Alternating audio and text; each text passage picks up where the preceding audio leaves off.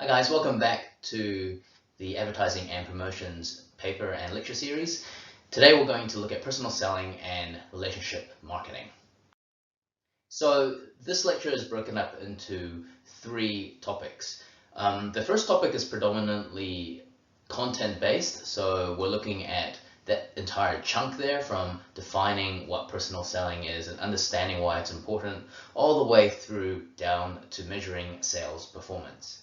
And then in the subsequent lecture, which I will only do in person at university, we'll look at some real world models of personal selling. So we'll be looking at Toyota's Creed process, as well as a real estate agency within the New Zealand context, because both of those industries use a lot of personal selling, obviously, to great success. And then in the final lecture, we are going to discuss the future of personal selling in terms of database and big data and AI, as well as looking at some of the ethical issues of personal selling. So for now, we're going to just focus on the content part, and because it's predominantly content, I can pre-record it and put it up online. Whereas in class, I will just very briefly run through this stuff, but then we'll really focus on those real world industry examples of personal selling. And then if there's time, we'll also cover the future of personal selling and the ethics of personal selling. So what is personal selling? It's a form of person-to-person communication where a salesperson works with buyers and basically tries to influence their purchase in the direction of the company's product and services. So they're acting as an advocate for the offerings of the company that has hired them to be a personal salesperson or sales rep for that company. And personal selling can obviously work at a B2C level, so the business to the end consumer. So a good example of that would be if you go into an electronic retailer and the people come up to you and ask you, how they can help. So the business or the electronics retailer in that case pays the personal salesperson or the sales rep to do a job, which is to convince you to leave that shop with one of their products. And they normally work on a sort of a base salary and then a bonus system, so they get a commission for helping the sales go through. So they're incentivized to make sure that they can basically help you out and make sure you leave that store with one of their products rather than going to a competing retailer. So that's the business, the B2C personal selling that we see a lot of. The other way it works is obviously B2B, so business to business. And here it's the manufacturer that creates the product, that has sales reps or teams of sales reps. They go to the retailers to try and convince the retailers to stock their product. So a classic example of that would be in any supermarket chain where you see all those products on the shelves. All those products come from a manufacturer, and in order for those manufacturers to get their brands on the shelf, they needed to have an entire team of sales reps to visit the store retail managers to try and convince them that they should stock that product. Right, so that's the B2B level. At university, we get sales reps from publishing companies that try and convince us or influence us to buy or recommend their textbooks rather than a competing publisher's textbooks. So personal selling is everywhere. It's really important to IMC, or integrated marketing communications, and internal branding. So this is the branding that the company does to its employees, because personal selling is what we call a low reach but high impact promotional element. So you can imagine, and we'll cover this in the pros and cons of personal selling fairly shortly, but personal selling is basically, you've got in most cases a one-to-one or a one to a very small group of people sort of scenario happening there. So it's very low reach and fairly high cost when we look at the reach per cost per 1,000, but the impact is quite high. So often people are influenced by other people, not by ads they see on a billboard or on TV or even online. So we'll look at this a little bit more closely soon. But for your purposes, we've got the definition of personal selling there. And the other thing I'd like to bring up here is that personal selling is probably one of the best ways to get your foot into the door of a company that you're interested in. So if you can succeed as a salesperson for a particular company, then that indicates to the higher management that you've got potential to climb up that executive ladder, because sales reps or in the act of personal selling, you're doing a lot of things that are very valuable to the company. So from an IMC point of view, you're obviously communicating what the brand is about and all the benefits, right? From a strategic point of view, you have to be really aware of what the competitor brand offerings are, because essentially you're trying to convince consumers to buy your brand and not a competing brand. So you have to kind of know what other people are doing from a competitor analysis point of view. And finally, you're dealing with consumers all the time. And so this is a really important skill to develop, because you're basically dealing with the most valuable aspect of a company, which is the consumers that decide to do business with a company. And through the act of personal selling, you are dealing with these people. You're always aware of what the competitors are offering. You learn about the needs of the different consumers you're dealing with, whether it be a business-to-business consumer or an end consumer. And so through that experience, it really sets a good foundation for you to climb up that corporate ladder, because you've basically had action on the front lines.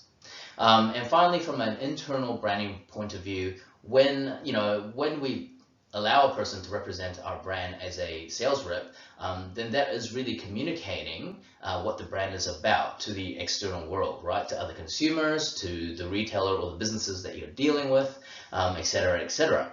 So as part of branding, there's the branding that you see where the company communicates to society or the consumers through advertising, through social media, through sponsorships, through direct marketing. There's that sort of, branding, but there's also the internal branding where the people of the organization represents what the brand is. And so you'll see if you go to, any sort of digital mobile sort of retailer, or a telco, supplier within a shopping mall, they typically try to hire people, or they try to have sales reps that represent them as a brand. Right? So you often see sort of young, tech-savvy looking sales reps within those telco stores or those digital mobile retailers. So that is an aspect of IMC, because they have to consistently communicate what the brand is about, and the people you hire to represent your brand, and in this case, most of the time it's sales reps, are part of that IMC sort of aspect of branding and advertising. So what are some of the advantages of personal selling? We mentioned this very briefly in the previous slide. So it's very high impact. So it facilitates or engages a high level of consumer attention, and therefore there's less distraction. So you think about yourself, when you go into a retail outlet and a shop assistant comes up to you, there's no way you would ignore that person, right? Even if only to acknowledge that you're just having a look. There is 100% attention when that person approaches you and speaks to you. Compare that to, you're driving along and you see a billboard, or you're watching something on YouTube and there's a pop-up that happens beforehand, right? Or you're watching a TV show and there's the ad break, right? You're often distracted, you're often using that ad break as an excuse to do something else. But with personal selling, because humans are hardwired to pay attention to other humans, usually, it is almost impossible to ignore a person coming to you to speak about something. And so it's a very high level of customer attention. I'd argue it's probably the most high attention promotional element you can get.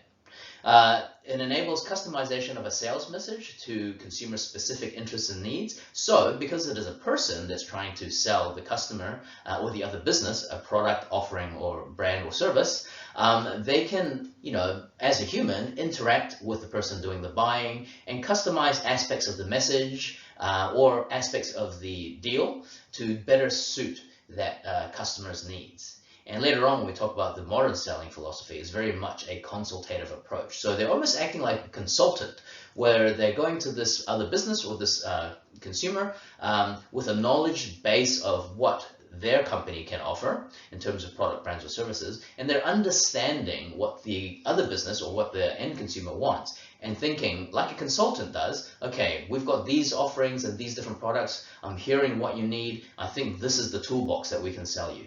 Right? And this is in stark contrast to the traditional sort of seller-orientated approach. So we'll look at that a little bit later as well. But essentially, right now, we're talking about how personal selling is high impact and highly customizable, because it's a person-to-person interaction, and they can really detect what the end consumer wants or what the other business partner wants, and tweak aspects of the offering to make it seem more relevant to that person.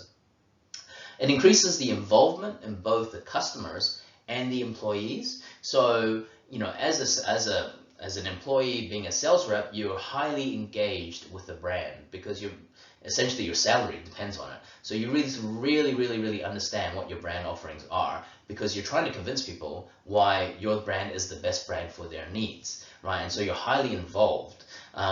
Versus perhaps other aspects of employment where a person's working for a brand or company or corporation and they don't really know or care what the corporation does because they're just receiving a salary at the end of the fortnight or at the end of the month.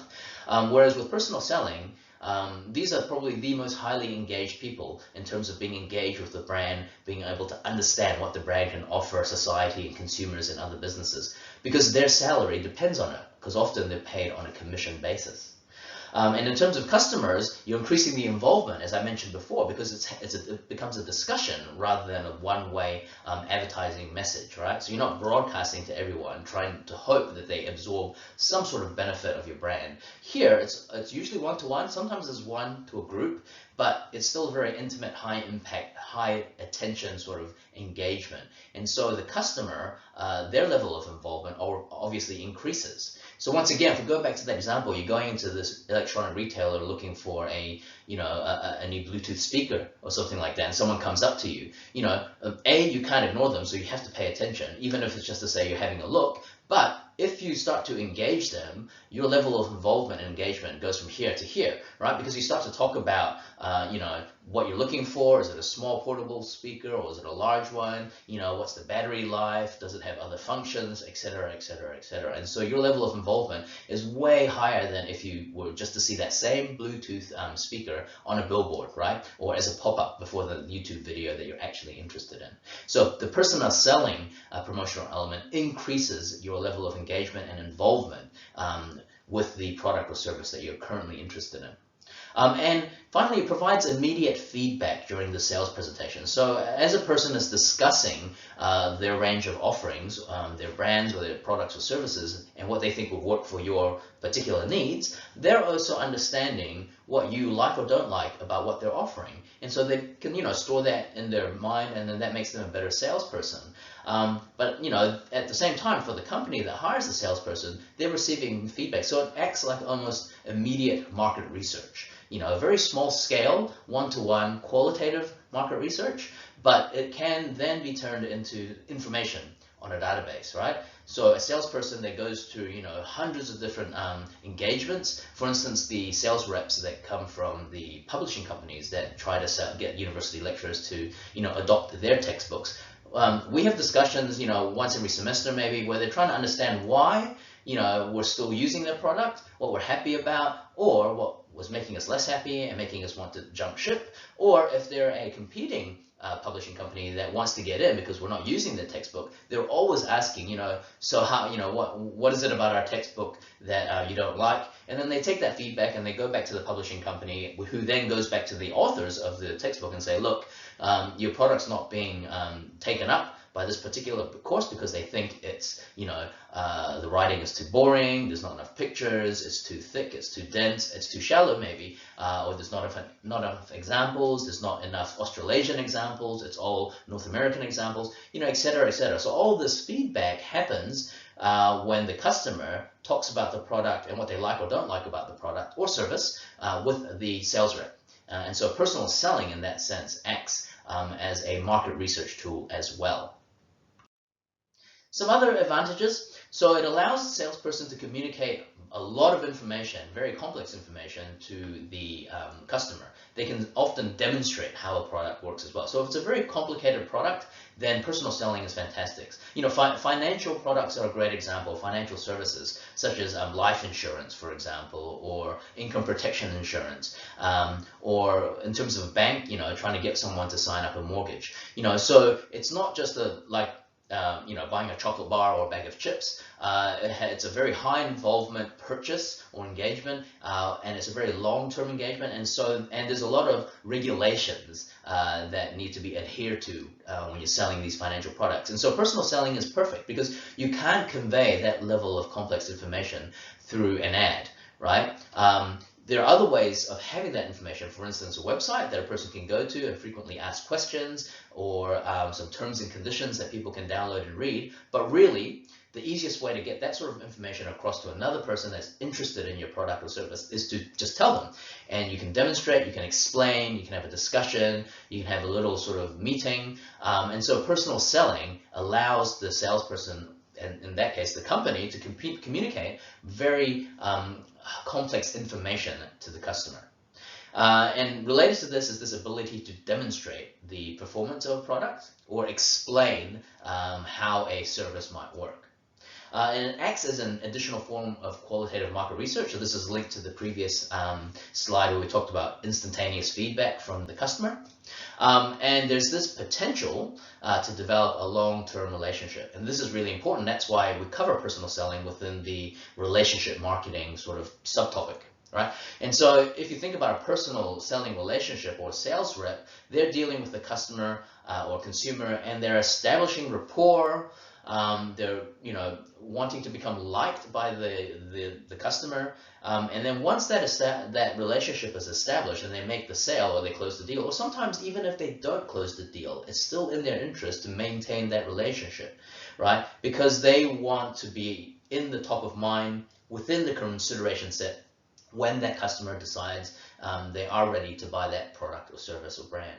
So if we go back to the example of the textbook sales reps at university, I get pretty much the same amount of contact with the sales rep of the publishing company of the textbook I do use or I do recommend versus those of companies where they have textbooks that I do not use. They both reach out to me equally every semester and want to do a little catch up. And so the relationship they're trying to establish, regardless of whether I use the product or not, is important to them and their company, because they want to be top of mind. They want me to be able to reach out to them the instant I decide that I'm going to switch books, or if I have any doubts about the current book, right? And so cars are another really good example of how this long-term relationship works when using personal selling.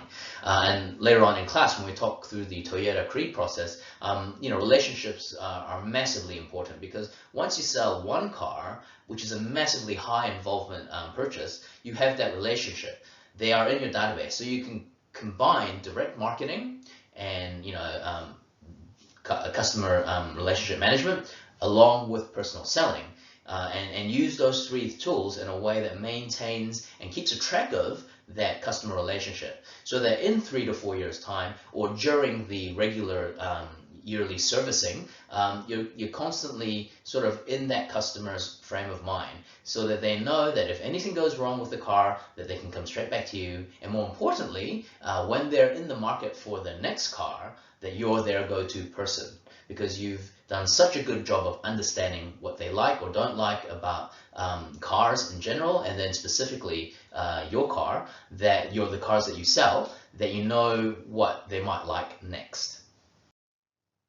So what are some disadvantages of personal selling though? Okay, we mentioned this before: high cost, low reach, even though it's high impact, right? High cost because obviously you're paying the salary of a salesperson. There's the base salary, and then there's the commission that you have to pay on top when they do sell your products or services, right? And it's low reach because only one person can only do so much. And now, even though technology does help sort of facilitate the amount of coverage one single person can have, because now you can do virtual selling, etc., and you can use the internet. However, it's still very much dependent on that customer relationship, and so relationships are best developed on a very one-to-one, face-to-face sort of basis. So it's very low reach, very high cost, but we're hoping that when you decide to use personal selling, it's because you need that high impact, sort of high engagement, high involvement sort of situation. And it also might be because you need to explain some very complicated things that can't be done when you're trying to minimize that cost per thousand metric using broadcast advertising, right? So high cost and low reach, often a 1-to-1 ratio. Other disadvantages, and we'll look at these last two in the last lecture on this module, when we look at the ethical issues to do with personal selling. So the first one is this idea that there's a mixed message between the company, the salesperson, and the customer. So if you think of a triangle, there's the company that hires the salesperson who then serves the customer, right? Who then buys the product off the company again. Now, the salesperson is paid by the company, but they're also incentivized to satisfy the customer, right? Because if they don't satisfy the customer and the customer doesn't buy anything, then the salesperson doesn't get that commission. So the salesperson is kind of caught right in the middle between the company and the customer. And so they're trying to do two things, which means that there's, sometimes there are mixed messages, which relates to this last point as well, which is this blurred boundaries between management, which in this case means company, the salesperson, and the customers. So, if we think about the relationship with the salesperson in the middle, on the one hand, they're trying to maximize profit for the company that hires them by selling as much stuff as possible, and at the highest sort of profit margin as possible, so that they can get a bigger commission, and so that the company is happy with them and gives them a promotion or gives them other benefits, right? But on the other hand, they're working for the customer, and in this modern selling approach, we talk about salespeople, being a consultant to the customer, trying to really understand the customer's needs and really trying to come up with the best deal for the customer, for their specific unique needs. And so when they're doing that, though, they might also be, compromising the profit margin that the company gets, because if they are really, understanding what the customer needs, and they have a really good relationship with the customer, then it's not in their interest to rip the customer off by selling them a product or service that is much more than what the customer needs. And so they're balancing that. On the one hand, the profit they're trying to make for themselves and for the company, and on the other hand, the relationship, the long-term relationship they have with the customer. So they can't rip off the customer, because then the customer will never come back, and they lose that long-term lifetime value of the customer. And at the same time, really good salespeople become like friends to the customer, so they're not going to rip their friends off, right? But on the other hand, the company's like, we want you to sell more of this stuff to the customer, get them to buy the higher profit models. We want you to just sell more, move more stock, right? And so there's this real tension between the salesperson and the company and the customers. And so we'll look at this in a little bit more detail when we cover the ethical aspects of personal selling in the third and final module of the series. So the modern selling philosophy, we've talked about that before, about how it's like a consultative approach. And it's linked obviously very closely with relationship marketing.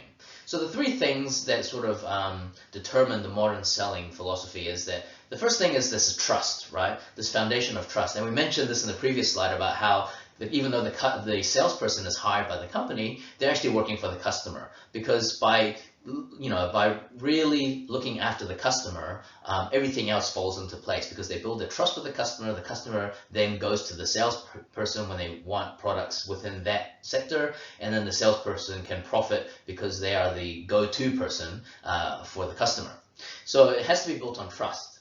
Then, related to that, obviously, is this customer-driven atmosphere, right? So that's when we talked about how salespeople act as consultants for the customer. They come to the customer with a toolbox full of the offerings that the company is making or offering, and then they're basically presenting a combination of tools for the customer to solve their problems based on the products and services that their company is offering, right? And so some of that then relies on them not selling the most expensive set of tools to the customer. It's all about customizing the relationship so that you give the customer the best value for money, even though it means that you might be losing out on a little bit of your own profit, and therefore the company is losing out on a little bit of profit. Because the idea of relationship marketing is that it's long term. You're not just going for a single transaction and then moving on to the next, because we know that to keep it's much more efficient and effective to hang on to an existing relationship than to try and get new relationships. It's a high sort of initial cost for establishing a relationship. But once a relationship has been established, it becomes fairly low cost, and it's just about maintaining that rapport. But you can only do that if the person trusts you, right? So back to point one there. And the final part of a modern selling philosophy is that the sales reps are acting as though they're on the customer's payroll. So we mentioned this before as well. They're working for the customer, but not really. They're acting like they're working for the customer, because at the end of the day, they get paid by the company. sort of in a roundabout way, right? Because the customer pays the company when they buy the product, and then the company pays the salesperson, right? And so when we look at the ethical aspects of personal selling and the blurred boundaries, there are some interesting things that happen in that triangle relationship, or that sort of that love triangle of customer, company, and salesperson that is a bit dubious. And so we'll be talking about those in class. So the modern selling philosophy is different from what we typically think of when we think of salespeople. And salespeople or personal selling has a really bad rap because people, when they think of personal selling, they think of the sleazy used car salesman that's trying to sell them a dud or lemon, right? And then just pretending that it was the customer's fault for it should have been buyer beware. It's not my problem. You bought it. It's now your problem. I don't care, moving on to the next person, right? So that's kind of the old stigma that is still attached to personal selling. And so there's been a real move to try and move away from that image to this modern selling philosophy about relationship management, about trust, about working in the customer's best interest and trying to establish that long-term relationship, right? And so with that comes CRM or customer relationship management, which means you're emphasizing after-sales service. And that immediately gives the customer peace of mind that you're not going to disappear the moment they buy your product or brand or service, right? Because they know that, you know, you're after a long-term relationship, you're after that repeat purchase many years down the line, and the ongoing repeat purchase that comes with the relationship. And so therefore, if you emphasize after-sale service, that kind of is a tangible link that ties you to the customer long after they've already made that single transaction and have basically left the parking lot or left the retailer with the product that they've come in for, right? So you're emphasizing this after-sale service, and car companies do that with their sort of, you know, you have to get the car service at their retailer. So that's one way of not only, I guess, extracting value from the customer, because then they're charging you for a service, not just the car that they sold you, and also it's a chance for you to keep in touch with them. So customized solutions to customers' individual needs and problems. We talked about that before already, how it's a consultative approach. And this professionalism and integrity is essential, right? Which kind of links back to the previous slide about establishing trust. Right, so now we're looking at the actual sales process. So before you even start moving towards the customer, there's a couple of things that you should look at if you're thinking about personal selling. So the first thing is lead generation. And lead generation now has a highly sort of digital lean, because digital or the internet is the easiest way to generate leads without actually having to leave the office initially. And so what you're doing with lead generation is that you're trying to get potential customers' details. So you're trying to figure out the best way of contacting people that might be a customer. So if you recall back, we talked about one of the disadvantages of personal selling is that it's high cost, low reach. And because it's low reach, that means the personal seller or the sales rep can't go out and talk to everyone. They need to be very picky and choosy with who they invest their time in, because time becomes, there's not only the money cost, but it's the time cost of the personal salesperson, right? And so if they work, a 40 to 60-hour week, then that's the only time that they can have to try and reach out to potential customers. So lead generation is very important, because you need to sort of, get enough people that you can start to qualify, which is step 2. So qualifying means that you've got all the leads that are potential customers, but they're still a little bit vague, but at least they're somewhat interested. And then qualify means, okay, given all these people that are interested, who are the actual sort of people that we can consider serious prospects, right? So you're filtering it down a little bit, or what they call a sales funnel. You're funneling it down from your leads, which are people that are potentially interested, to your prospects, which are people that are even more interested, but more importantly, are able to buy the product, have the authority to buy the product, or at least the authority to influence the person that's going to buy the product, and are most likely in the market for this product or service, right? So those are the questions you're asking in order to qualify or filter out your list of leads, so that when you do approach them, you're approaching customers or prospects, not just leads, which are the sort of just general, broader target market. Okay, so you're asking Can they afford this? Are they able to buy it? Are they in the position to buy it? Do they have the authority to buy it if you're doing a business-to-business sort of thing? No use talking to someone that needs to get the okay from their manager. If you can, talk to the manager, right? Or if you can't talk to the manager, then talk to someone that can influence the manager, because you're going to waste all this time explaining how wonderful your product and service is, but if they're not in the position or have the authority to purchase your product, then you've wasted all that time. And remember, it's a high cost, low reach sort of scenario, so you need to be very picky about who you invest your time in as a personal seller or a sales rep. So, while we're talking about this, you could probably imagine, okay, could you be a personal selling agent or a sales rep? Now, I mentioned before how it's the best way to get into a company because you're dealing with customers, you're being very aware of the competitors' offerings, and you have to know your products really well, right? So all these things make personal selling a really viable career path. But at the same time, many of you, you're doing a marketing major, you probably haven't really even considered personal selling as a potential career path. So I guess the point of this slide now is to get you to start understanding the process of selling and then trying to imagine or reflect on whether this is something you can see yourself doing. Right? Can you see yourself generating leads through either digital or traditional means? Can you do you like this idea of qualifying this list of candidates you have to really decide who you're going to approach next? If the answer is yes to some of this and some of the other stuff we're going to look at, then I would really encourage you to consider becoming a sales rep for companies that you're interested in, because that is the easiest way to get your foot into the door.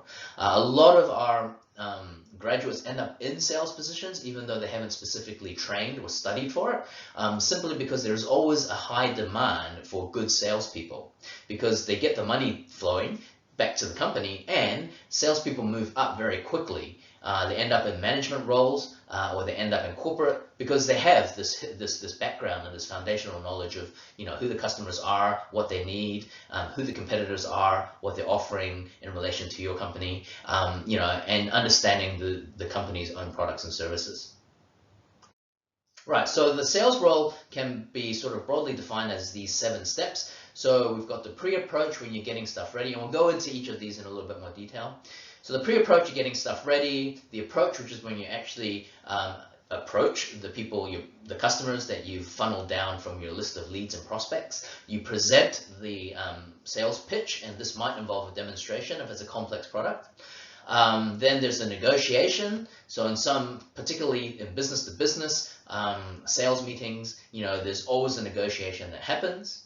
And then you close the deal.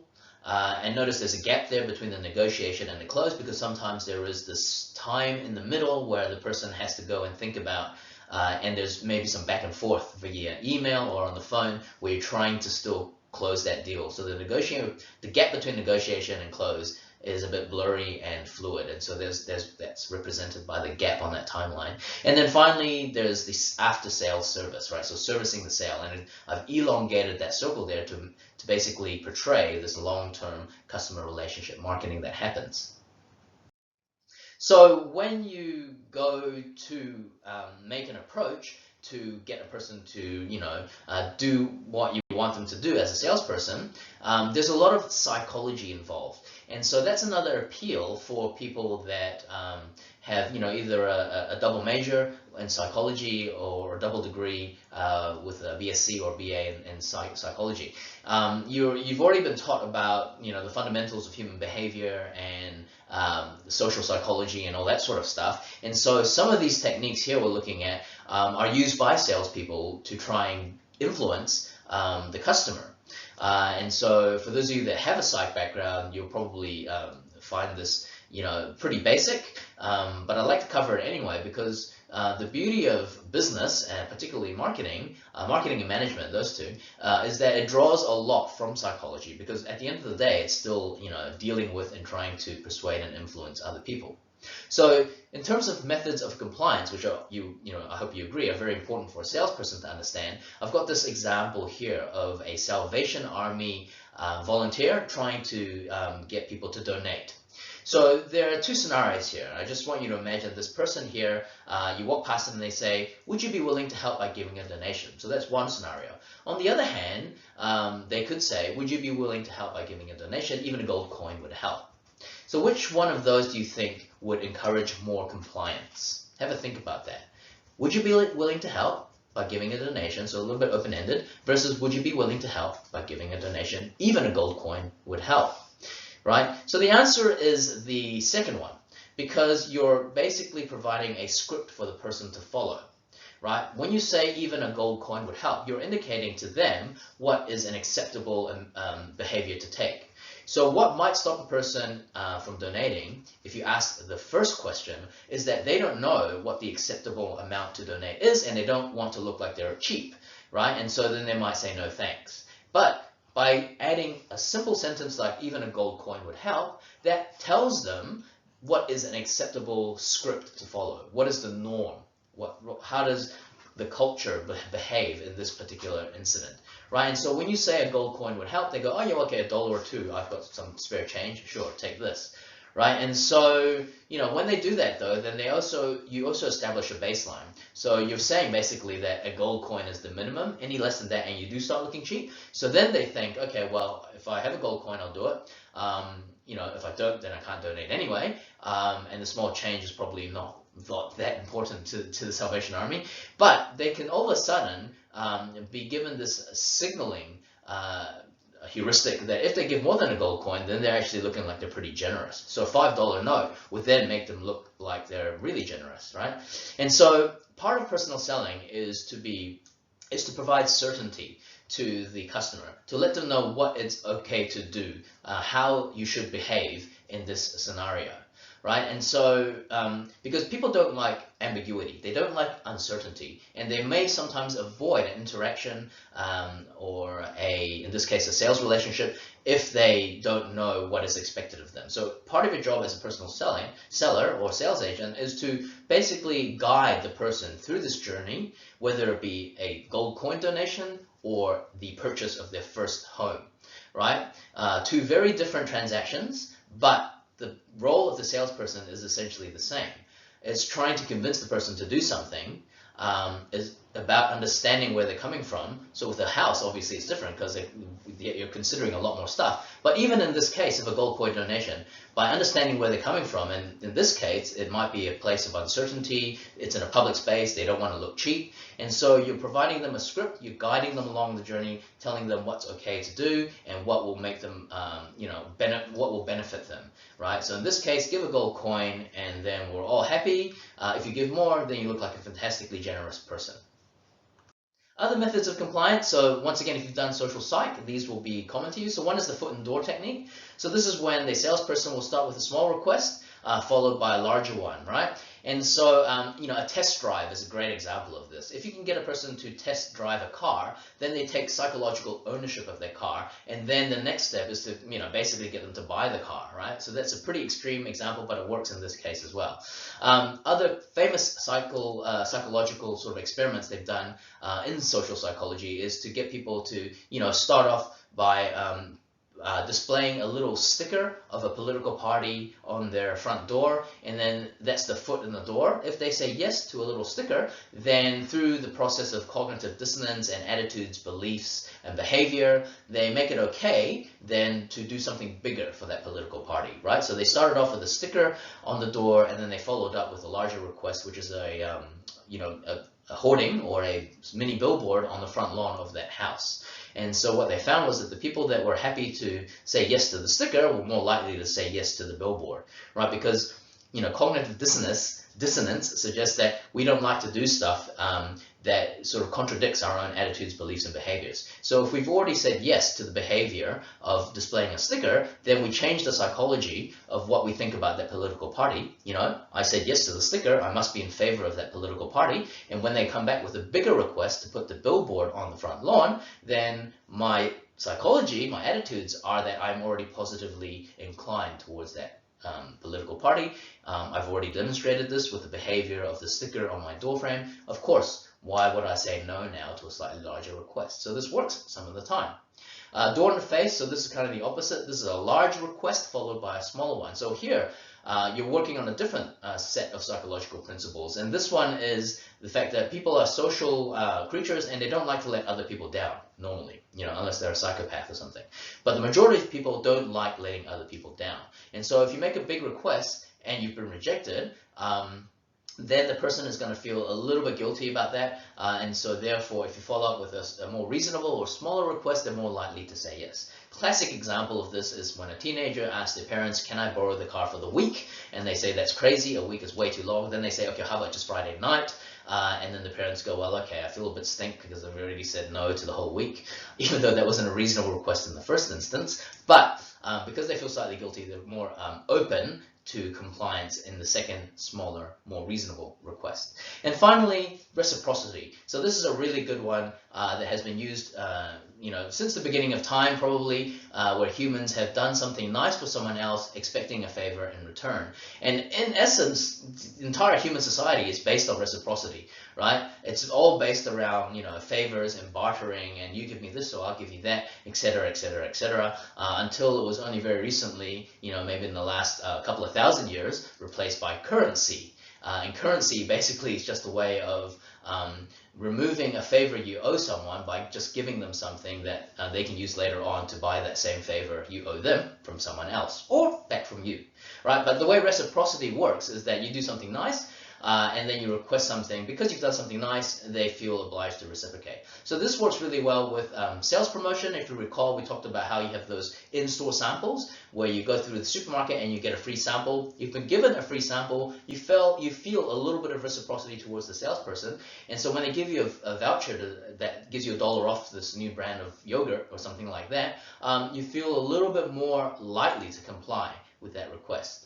Right? And so part of if we think back to the CRM or customer relationship management, the long-term relationship salespeople are trying to develop, that also feeds into this reciprocity angle, right? Because if they are keeping in contact with you and being nice to you generally through the years, then when you go to buy something, that relationship's already there. So a lot of relationships are sort of built up through mutual reciprocity. That's basically how relationships work, right? You do something nice for someone, they do something nice for you, and it goes back and forth like that.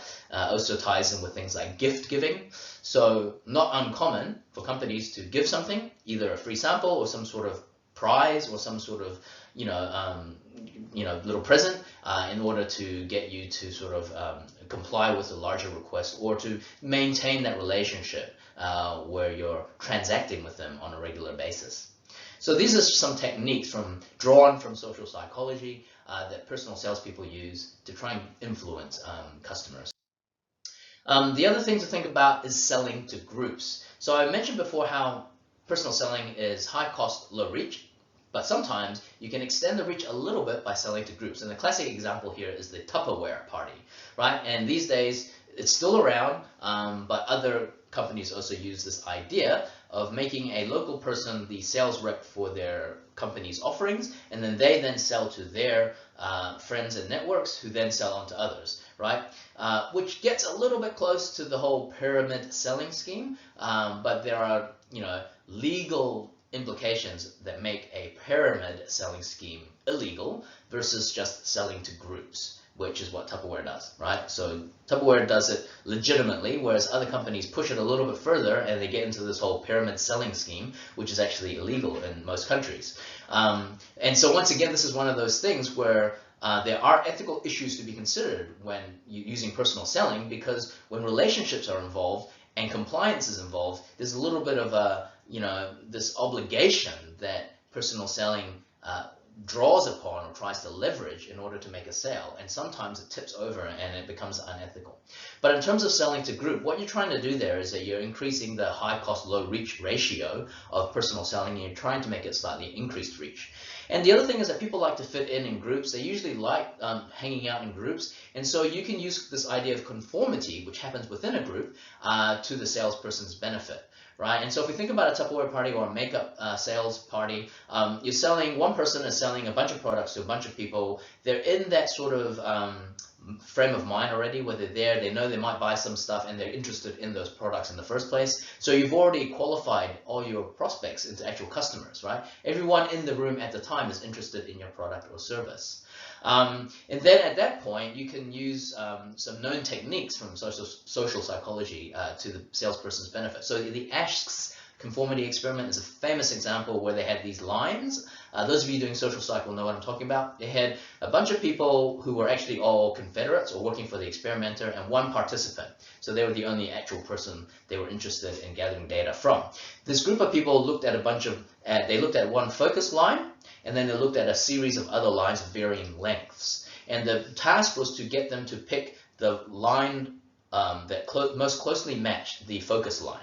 And so what they found was that normally people by themselves are very accurate. The line they pick from the set of options to match the focus line is usually 100% correct.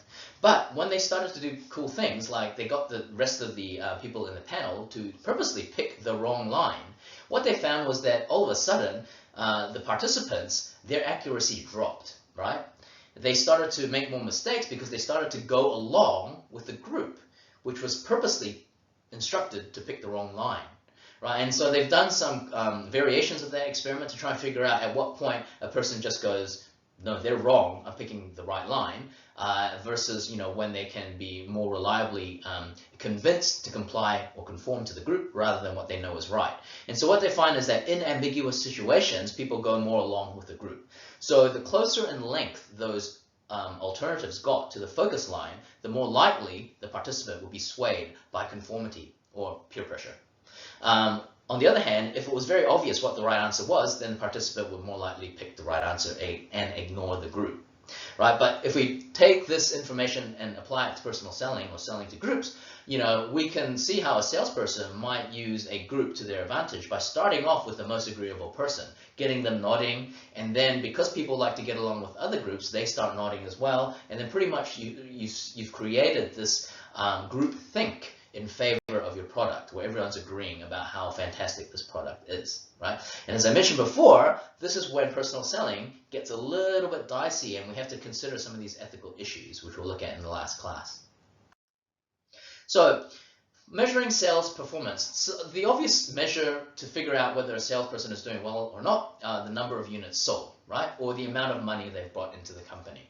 So this is kind of the most easy, tangible, objective way of measuring sales performance. And it's also a reason why sales agents, personal selling, is a very important promotional element for companies because they're accountable. You know exactly how much you're paying a salesperson on your payroll, and you know exactly how much commission they're getting, i.e. how many units they're selling of your product, right? And so it's really trackable, it's highly accountable, and you can know where your promotional money is going and the return on investment, right? There's some other ways you can also measure performance. So, if you don't want to just stay with the units sold or the amount of money generated, there are some other more creative ways of measuring performance metrics. So you could, for instance, if you're expanding the company, then maybe a metric would be the number of new accounts created, because that's important, getting new people. Because once you've got people, then as we say, if you do the CRM correctly and maintain that relationship, then they're easier to sell to the next time. So maybe a good metric would be, okay,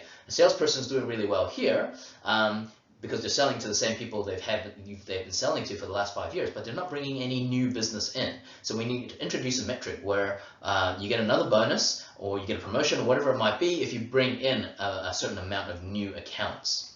Alternatively, if it's a highly saturated market and people are always jumping ship to other companies, then maybe a metric is number of lost accounts. i.e., you want to minimize the number of lost accounts. So that means then you're placing emphasis for the salesperson to really focus on after-sales service and relationship maintenance, right? Because they have to keep the customers happy to stop them from jumping ship, if that is an important KPI for the company. Or even more qualitative sort of feedback from customers, compliments, maybe even complaints. So looking at qualitative data coming back from customers to help gauge how your salespeople are performing. There's a batting average, so this is the amount of orders a salesperson closes versus the amount of time or the amount of calls that they're dishing out, essentially.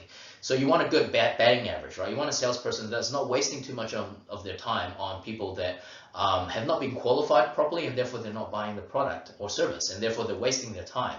Because you remember, it's high cost, low reach. So you want them to have a high batting average, because if you can't reach everyone, then you have to make damn sure that the people you reach are most likely going to do business with you. Looking at customer and product knowledge. So, testing salespeople on how up to date they are with their customers' data, or whether they're really up to date with the new products that are being developed by the company, or the new services that are being provided.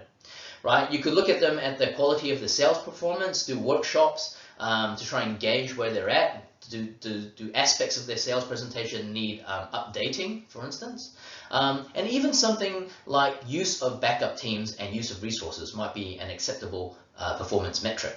So here we have a lot of corporations that invest a lot of money, time, and effort to try and make the salesperson's job easier, but often the salespeople don't use those tools because they can't be bothered learning these new tools. They'd much rather be out in the field, shaking hands with the people and maintaining that relationship, right? But if the company has invested a lot of money into these tools and resources and support teams, then maybe one metric is, okay, well, how much of these tools has the salesperson utilized? Right? Because if they're not utilizing it, then there's a problem maybe with the way we've arranged these tools, and they could be improved, or maybe the salesperson is refusing to improve their practice, right? And so, and you don't know what the answer is unless you actually look at it.